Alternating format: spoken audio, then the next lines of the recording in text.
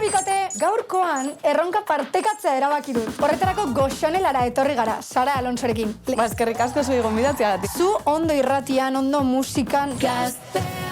Ahots hori, ni naz.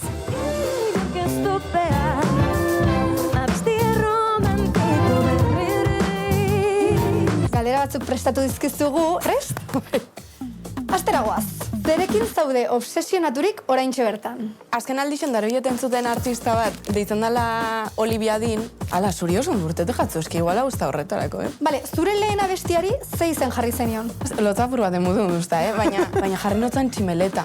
Bueno, piztina bat ematen du horre, botamo flotatzen da, bera? Eta Sara, zuk ezagutzen duzu orain oso modan doden kat kafe horiek? Eske katuak jaustetan. Bilurra ematen duztioz. Zeitxusia, nik bikatu ditut, Sara. Erakutsi orain lantzen ari zaren proiektuaren aurrerapen bat. Ze konprometitua.